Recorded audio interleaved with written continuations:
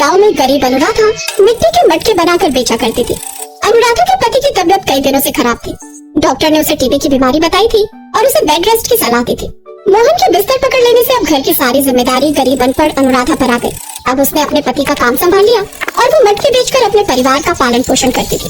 उसके परिवार में उसका पति, सास और 2 बेटियां थी। एक रोज अनुराधा ठेले पर मटके लेकर बेचने निकली थी तो उसकी छोटी बेटी भी उसके साथ आ गई। बड़ी देर तक कड़ी धूप में खड़े रहकर अनुराधा ग्राहकों के आने का इंतजार करने लगी। काफी देर तक भी जब कोई नहीं आया तो थक हार कर 5 साल की रेनू अपनी माँ से बोली, माँ हम घर कब जाएंगे? बहुत भूख लग रही है और इस धूप में, इतनी गर्मी में और खड़ा नहीं हुआ जा रहा। इसीलिए तो कहती हूँ तू सबके साथ घर पर रहा कर और थोड़ी देर रुक जा, कुछ मटके बिक जाए तो फिर हम घर चलते। तभी वहाँ से कुछ लोग गुजरते हैं जिन्हें देख अनुराधा उनसे कहती है, भाई साहब मटका ले लीजिए, इसके अंदर रखा पानी कई घंटों तक ठंडा रहता है। अरे आज के जमाने में भला कौन मटके का पानी पीता है? आजकल तो हर कोई फ्रिज का पानी पीता है। और नहीं तो क्या, इस मटके में तो कुछ घंटे ही पानी ठंडा रहता होगा, लेकिन फ्रिज में से तो जब मर्जी ठंडा पानी निकाल कर पी सकते हैं। इसी तरह सब उसे नजरअंदाज करके चले जा रहे थे। सारा दिन धूप में खड़े रहने के बाद मुश्किल से अनुराधा के 2-3 मटके ही बिक पाते हैं, जिसके चलते अनुराधा मायूस हो जाती है। शाम को वो मटके लेकर घर आ जाती है।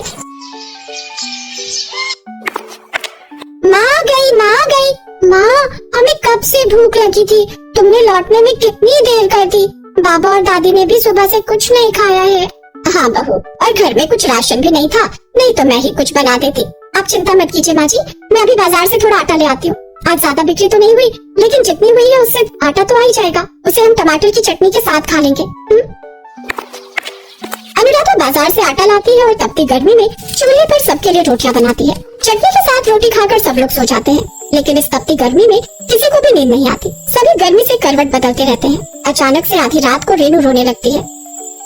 क्या हुआ रेनू, तू रो क्यों रही है? माँ देखो ना, गर्दन में बहुत खारिश और जलन हो रही है। हे राम, ये तो गर्मी के कारण तेरे शरीर पर लाल लाल दाने हो गए। तू रुक, मैं अभी तुझे नीम का लेप बनाकर लगा देती हूँ। अनुराधा नीम की पत्तियों का लेप बनाकर उसकी गर्दन पर लगा देती है और अपनी गरीबी को कोसते हुए रोने लगती है। आज हमारी गरीबी की मार हमारी बच्चियों को भी झेलनी पड़ रही है। आज हमारे घर पर पंखा होता तो इतनी तकलीफ ना होती। मुझे माफ करना अनुराधा, आज मेरी वजह से तुम सबको कितने दुख उठाने पड़ रहे हैं। तुम सारा दिन मेहनत करती हो और मैं यहाँ खाट पर पड़ा रहता हूँ। आप खुद को क्यों दोष देते हैं जी? ऊपर वाले को जो मंजूर होता है वही होता है। अब आप ज्यादा मत सोचिए और सो जाइए। अगली सुबह अनुराधा मटका बनाने के लिए मिट्टी लेने नदी के पास जाती है। नदी के किनारे उसे एक कछुआ दिखाई देता है जिसके पैर में चोट लगी हुई थी और उसके पैर से खून निकल रहा था। अरे इस कछुए को तो कितनी चोट आई है। अनुराधा पत्तों का लेप बनाकर उस कछुए को लगा देती है। अब तुम्हें दर्द नहीं होगा, मैंने लेप लगा दिया है, तुम जल्दी ही ठीक हो जाओगे। अच्छा अब मैं चलती हूँ, मुझे मटके बनाकर बेचने भी जाना है। अनुराधा मिट्टी उठाकर घर ले आती है, फिर उससे मटके बनाकर धूप में सूखने रख देती है और एक दिन पहले बने हुए मटके ठेले पर रखकर बाजार में बेचने निकल पड़ती है। मटके ले लो मटके, पानी को रखे ठंडा और ताजा, सेहत को ना करे कोई नुकसान। मटके ले लो मटके। अनुराधा काफी देर तक गलियों में घूम घूम कर मटके बेचने निकलती है, लेकिन उस रोज तो उसका एक भी मटका नहीं बिकता और वो वापस ठेला लेकर घर की ओर लौट आती है। रास्ते में उसे वही नदी नजर आती है। वो उस नदी के किनारे बैठकर रोने लगती है। भगवान, आज तो बोनी तक भी नहीं हुई, खाली हाथ घर जाऊंगी तो बच्चों को क्या जवाब दूंगी? वो सब भूखे पेट में आने की राह देख रहे होंगे। इतनी मेहनत करने के बाद भी ना तो मैं अपने परिवार को इस गर्मी से बचा पा रही हूँ और ना ही उन्हें पेट भरने के लिए खाना दे पा रही हूँ। अपनी आंखों के सामने अपने परिवार की लाचारी मुझसे अब नहीं देखी जाती। इससे तो अच्छा होगा कि मैं इस नदी में कूदकर आत्महत्या कर लूं।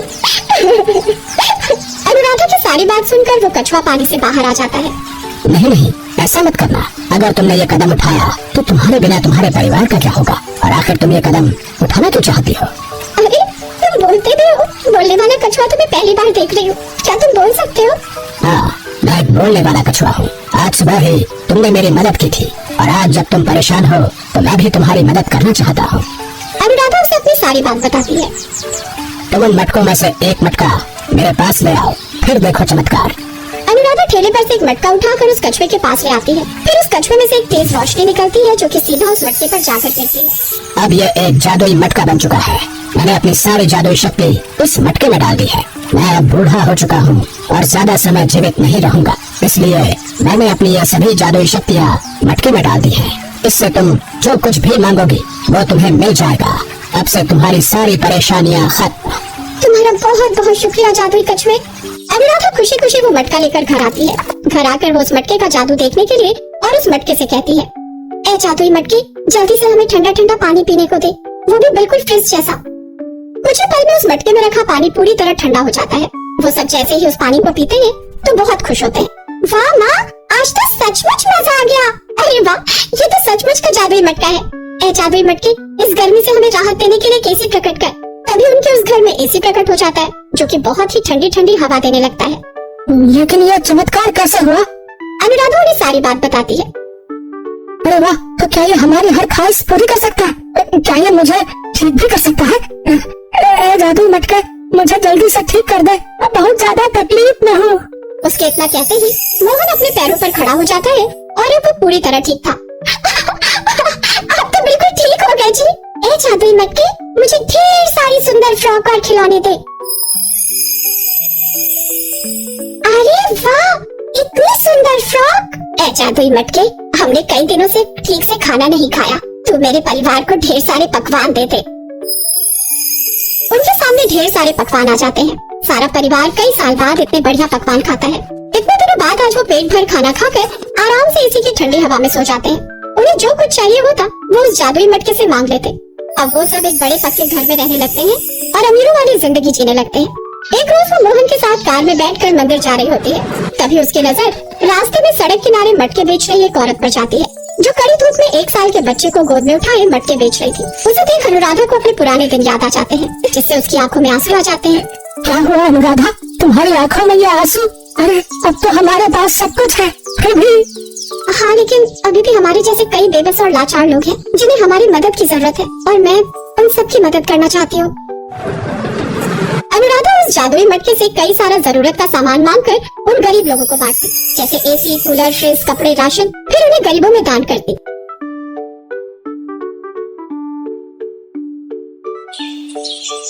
पूनम बनारस शहर में अपने पति मनोज और सास के साथ रहती थी।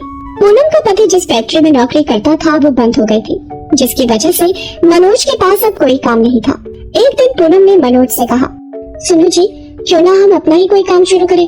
आपको तो पता ही है कि मैं अच्छा खाना बना लेती हूँ, और मैंने सुना है आजकल ढाबे और होटल का काम बहुत चल रहा है, और हमारे इस एरिया में कोई ढाबा नहीं है। हम अपना ढाबा खोल लेते हैं। पूनम, तुम्हें पता है हमारे पास अभी इतने पैसे नहीं है कि हम कोई काम शुरू कर सके, और ढाबे पर लगाने के लिए हमें पैसे चाहिए।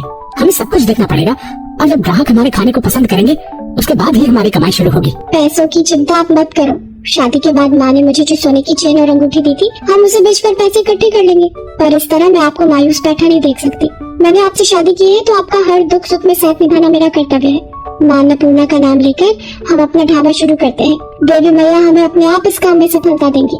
तुम्हारे जैसी बहू पाकर हम धन्य हो गए पूनम। तुम इस परिवार के लिए कितना अच्छा सोचती हो। देखा, अब माँ जी भी हमारे साथ है। हम तीनों मिलकर ढाबे पर खूब मेहनत करेंगे।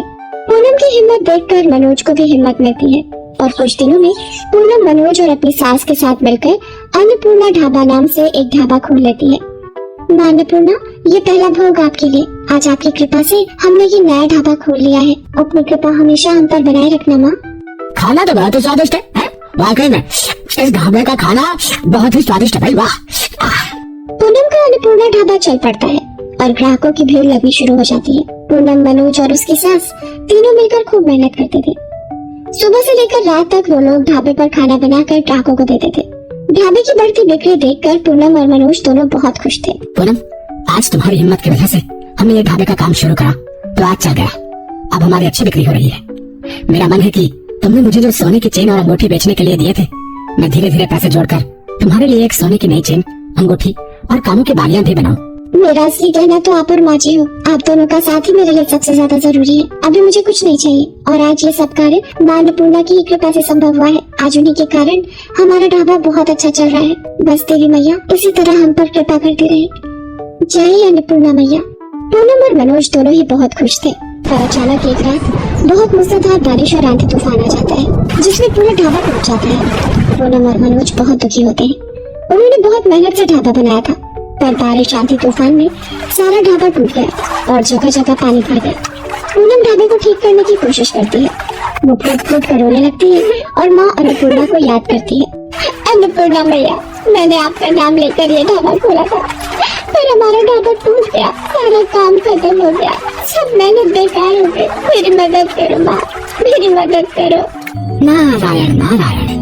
माँ, आपकी भक्त पूनम बहुत दुखी है, उसकी सहायता कीजिए देवी माँ। देवर्षि नारद, मैं जानती हूँ पूनम का विश्वास मेरे से जुड़ा है। पूनम ने सच्चे हृदय से मुझे पुकारा है, मैं उसकी सहायता करने अवश्य जाऊंगी। आपकी लीला अपरंपार है देवी मैया। जय अन्नपूर्णा माता की। पूनम की प्रार्थना को सुनकर देवी अन्नपूर्णा उसकी मदद के लिए बूढ़ी औरत का रूप धरकर उसके पास आती है। बेटी, बहुत भूख लगी है, तुम्हारे ढाबे से कुछ खाने को मिलेगा? माँ, कल रात आंधी तूफान और बारिश में हमारा पूरा ढाबा टूट गया। अभी तो सब जगह पानी भरा हुआ है, चूल्हा गीला है, उसमें पानी भरा हुआ है, वो भी नहीं जल पाएगा। मैं आपको क्या खिलाऊं माँ? मेरे पास कुछ लकड़ियाँ हैं, इन्हें चूल्हे में डाल दो, ये लकड़ियाँ जरूर जल जाएंगी, फिर तुम इस पर खाना बना सकती हो। अगर ऐसा है तो मैं आपको भूखा नहीं जाने दूंगी। आप मुझे लकड़ियाँ दे दो, मैं चूल्हा जलाने की कोशिश करती हूँ। बूढ़ी औरत के द्वारा दिए हुए लकड़ियों से चूल्हा जल जाता है। जिस चूल्हे में पानी भरा हुआ था वो बूढ़ी औरत की दी हुई लकड़ियों से जल पड़ता है। ये देखकर पूनम, मनोज और उसकी सास हैरान रह जाते हैं। पूनम गरम गरम खाना बनाकर उस बूढ़ी औरत को खिलाती है। मैं तुम्हारी सहनशीलता और सेवा से बहुत प्रसन्न हूँ। तुमने इतनी कठिनाई के पलों में भी मेरे लिए समय निकाला, ये देखकर मैं बहुत खुश हूँ। और फिर बूढ़ी औरत माँ अन्नपूर्णा के रूप में आ जाती है। पूनम, अभी चूल्हा हमेशा जलता रहेगा, इस पर जितना भी भोजन बनाओगी उसका दुगना हो जाएगा और तुम्हारे ढाबे पर हमेशा ग्राहकों की भीड़ लगी रहेगी। जो भूखों को भोजन खिलाता है उन पर मेरी कृपा हमेशा बनी रहती है। मेरा आशीर्वाद सदैव तुम्हारे साथ है। अब तुम्हें कभी कोई दुख नहीं होगा। हे देवी मैया, आज आपके दर्शनों को पाकर मैं धन्य हो गई। और फिर माँ अन्नपूर्णा के आशीर्वाद से पूनम ढाबे को फिर से शुरू करती है। उसके जीवन की सारी परेशानियाँ दूर हो जाती है।